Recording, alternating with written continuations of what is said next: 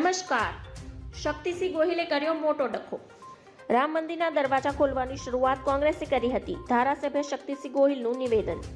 રામ રાજ્યની વાતમાં તમે ઈડી અને સીબીઆઈનો દુરુપયોગ કરો છો તે ખરા અર્થમાં રામ રાજ્ય નથી. રામ મંદિર બનાવીને ખરા અર્થમાં રામ રાજ્યની વાત કરતા હોય અમે ચોક્કસપણે તેનું સમર્થન કરીશું.